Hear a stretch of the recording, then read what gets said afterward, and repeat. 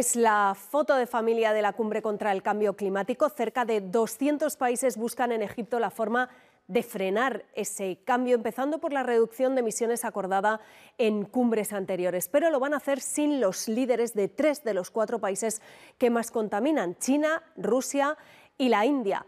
No hay tiempo que perder y por eso hoy el secretario general de la ONU ha sido muy duro en su discurso de inauguración. Salir en la foto o no salir. He ahí el primer gesto ante el calentamiento del planeta.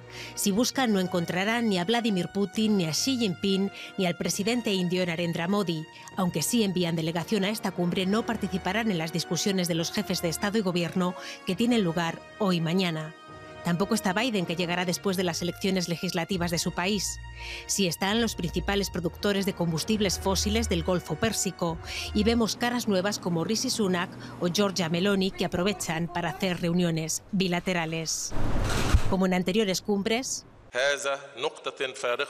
se espera que esta pueda ser un punto de inflexión, como dice el país organizador, Egipto. Palabras esperanzadoras que contrastan con las de Antonio Guterres. Vamos por la autopista del calentamiento global sin levantar el pie del acelerador. En esa actitud suicida que describe el secretario general de Naciones Unidas, el mundo ya es 1,15 grados centígrados más caliente que en la era preindustrial, aunque no se sufre igual en todas partes. Pakistán, 33 millones de desplazados en las últimas inundaciones. Fueron 30.000 millones de euros en daños, mientras que ese país contribuye solo un 0,4% a las emisiones mundiales. Dicen en la ONU, es un ejemplo de injusticia climática y por primera vez aquí en esta ciudad del desierto del Sinaí se hablará de un fondo de compensación económica para los más vulnerables. España ha iniciado ya muchos cambios hacia esa transición energética, según los expertos, sobre todo en lo que se refiere a renovables, pero dicen que todavía es necesario acelerarlos y piden al Gobierno que sea más ambicioso en sus objetivos para reducir las emisiones. ¿Cómo llega España a Sharm el Sheikh? Hemos iniciado cambios, pero necesitan acelerarse, dicen expertos y organizaciones ecologistas, y sobre todo, dicen, aumentar la ambición en la reducción de emisiones. Tenemos nuestra famosa ley de cambio climático dormida en los laureles. Nació tarde, pensemos que tardó 10 años en nacer, y nació pequeña, nació con unas ambiciones muy reducidas.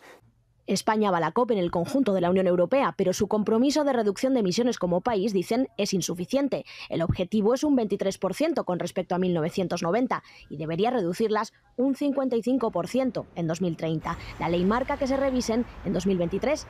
La asignatura pendiente de España para las organizaciones ecologistas es la movilidad. El transporte supone un 27% de todas las emisiones. Y dan otro dato para ilustrar la velocidad a la que deberíamos reducirlas. España ya ha alcanzado el 40% de todos los gases permitidos entre 2030 y 2050. Aunque hay otros avances que España sí lidera.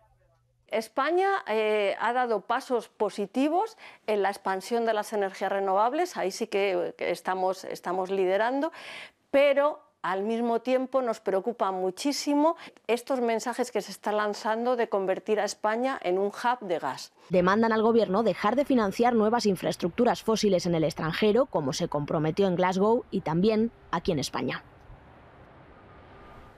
Hola Silvia, la pregunta del millón. ¿Sirven estas cumbres para lo que tienen que servir? Pues ¿Para mira, cumplir esos objetivos? Ahora te voy a sacar de dudas, Alejandra. Vamos a echar un vistazo, en primer lugar, a un gráfico que nos muestra cómo ha ido evolucionando las emisiones de CO2 y, a su vez, lo han ido haciendo también el incremento de la temperatura. Con el aumento de la preocupación se han ido sucediendo distintas cumbres. En el año 79 se dio la primera conferencia mundial sobre el clima y así progresivamente el protocolo de Kioto, Copenhague en 2009 y el año pasado, en el año 2021, se celebró ese Pacto Climático en Glasgow. Estas son las emisiones de gases de efecto invernadero de los últimos años. Pues Vemos que con la política actual, a final de siglo, en el año 2100, el aumento de la temperatura será de 2,8 grados. Si se implementan los compromisos del año pasado en Glasgow, la temperatura no subiría tanto. Se quedaría en un aumento de 2,4 a 2,6 grados. Es decir, sí que sirven esas cumbres, pero todavía son insuficientes, porque ahí tenemos los dos límites que se marcaron en el Acuerdo de París, sobre todo el de no superar el 1,5 grados, ahí tenemos los 2 grados, pero todavía estamos lejos de ese objetivo, por lo tanto, las medidas todavía tienen que ser más exigentes. Bueno, pues veremos a ver si esta cumbre realmente es efectiva. En esa cumbre participa también el presidente Pedro Sánchez. Es uno de los líderes que ha escuchado esas duras mensajes, esas duras palabras que escuchábamos de Antonio Guterres, el líder de la ONU, Almudena, junto al resto de líderes que participan en la cumbre.